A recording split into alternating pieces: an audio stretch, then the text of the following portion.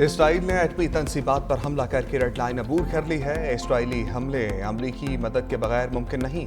ईरानी वज़ीर ख़ारजा अब्बास अराग़ची की news conference. कहा, अमरीका के इसराइली हमलों में पुष्ट पनाही के सबूत मौजूद हैं। हमें इसराइल के इक़्तिसादी और फ़ौजी अहदाफ पर हमलों के लिए मजबूर किया गया। ईरान ने इसराइल के खिलाफ जवाबी हमले में अपने दिफा में मजबूर किया गया तो ईरान जंग को दीगर ममालिक तक बढ़ाने पर गौर कर सकता है। ईरानी वज़ीर ख़ारजा का आलमी बरादरी से सेहूनी रियासत की जारहियत का नोटिस लेने का मुतालबा। किसी ऐसे मुआहदे का हिस्सा नहीं बनेंगे जो जौहरी तवानाई के हसूल से रोके।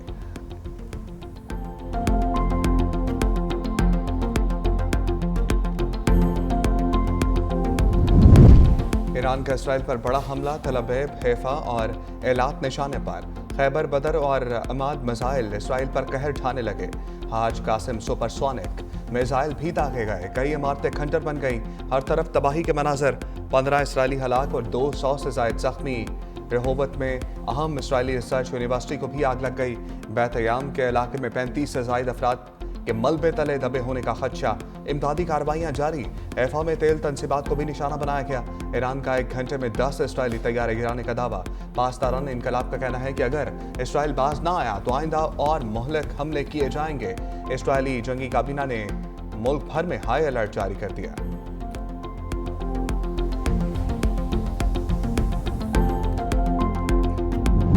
इसराइल के नए हमले। ईरान पर क्रूज मिसाइल दाग दिए। तेहरान, तबरेज और बंदर अब्बास समेत कई ईरानी शहरों को मिसाइलों से निशाना बनाया। इसराइल ने ईरान की शहरान ऑयल डिपो पर हमला किया और कुदरती गैस की 2 तंसीबात को भी निशाना बनाया गया। दूसरी जानिब इसराइल का कहना है कि यमन और ईरान से मिसाइल दागे गए। ईरान के पास खतरनाक हथियार मौजूद हैं। आयतुल्लाह खामनाई भी हमारा निशाना है। इसराइल का यमनी फौज के chief of staff Mohammed Abdul Karim को कत्ल करने की कोशिश नाकाम।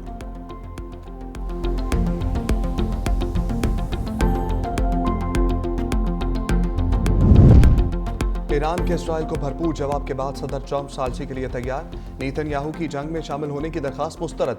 अमरीकी सदर ने कहा, अमरीका का ईरान पर होने वाले हमले से कोई ताल्लुक नहीं। ईरान को इंतबाह किया कि अगर हम पर किसी भी सूरत में हमला किया तो अमरीकी मुसल्लह अफवाज की मुकम्मल ताकत और कुव्वत तुम पर ऐसे अंदाज में नाजिल होगी जो पहले कभी नहीं देखी। उन्होंने सालसी की पेशकश करते हुए कहा कि हम ईरान और इसराइल के दरमियान बआसानी एक मुआहदा करवा सकते हैं।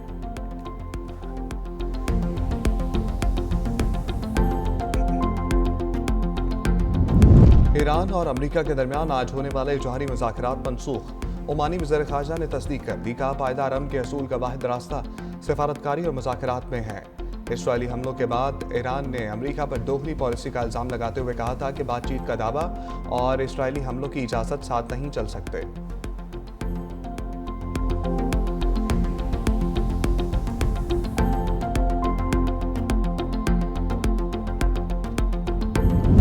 ईरान इसराइल कशीदगी। ईरान ने NPT से अलग होने की धमकी दे दी। अक़वाम मुत्तहिदा में ईरान के मुस्तकिल मंदूब ने सलामती कौंसिल में खत जमा करा दिया। सईद रबानी कहते हैं कि बरतानिया, फ्रांस और जर्मनी ने पाबंदियां लगाने की कोशिश की तो NPT से अलग होने का इक़दाम उठाएंगे।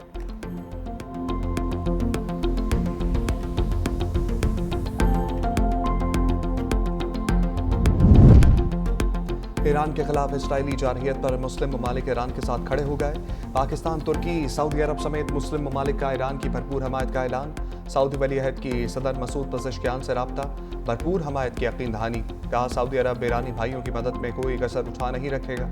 तुर्क सदर का भी ईरानी सदर और सऊदी वली अहद से राब्ता। कहा, नेतन्याहू हुकूमत इलाकाई इस्तेहकाम के लिए बड़ा खतरा है। वज़ीर आज़म शहबाज शरीफ का भी ईरानी सदर से राब्ता। कहा, हम आपके साथ खड़े हैं। कतर भी ईरान की हिमायत में खुलकर सामने आ गया।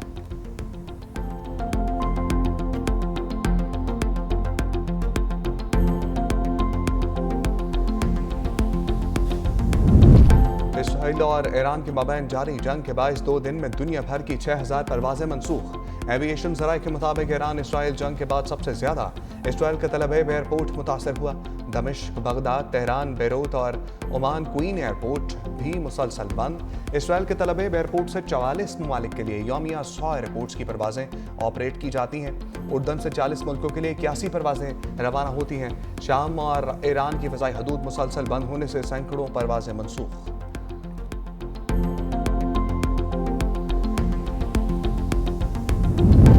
और ईरान इसराइल जंग, पाकिस्तान में पेट्रोलियम मसनूआत महंगी होने का इम्कान। पेट्रोलियम इंडस्ट्री के ने पेट्रोलियम कीमतों पर वर्किंग पेपर ओकरा के हवाले कर दिया। आइंदा 15 रोज के लिए पेट्रोल की कीमत में ₹1.12 इजाफा तजवीज़, डीजल की कीमत में ₹5.27 का इजाफा मुतवक्के, मट्टी के तेल की कीमत में ₹4.16 इजाफे की तजवीज़। अपनी फैसला वजारत खजाना वज़ीर आज़म की हिदायत पर करेगी।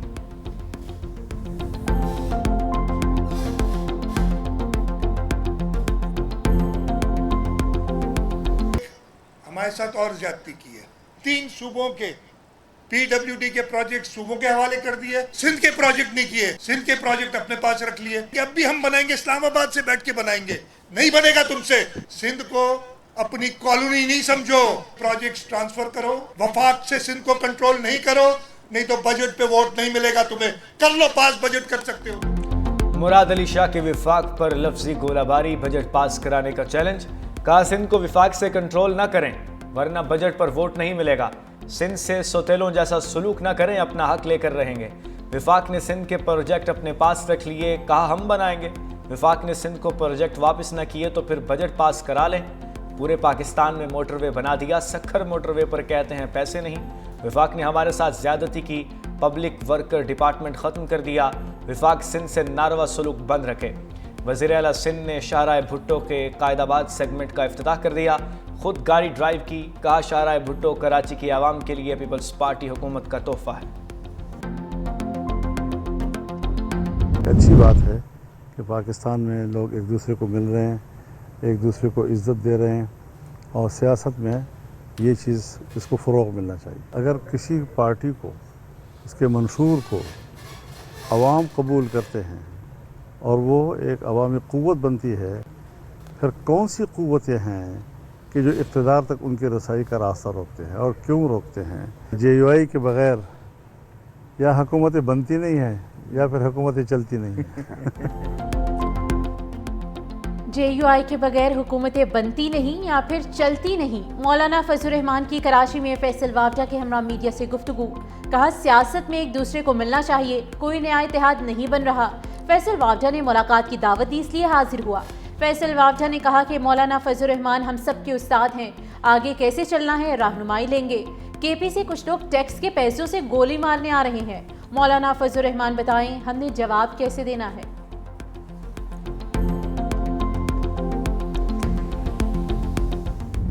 भारत का एक और हेलीकॉप्टर गिरकर तबाह, बच्चे समेत 7 अफराद हलाक हो गए। भारतीय मीडिया के मुताबिक हेलीकॉप्टर केदारनाथ जा रहा था। सिक्योरिटी एहलकारों ने इलाके को घेरे में ले लिया।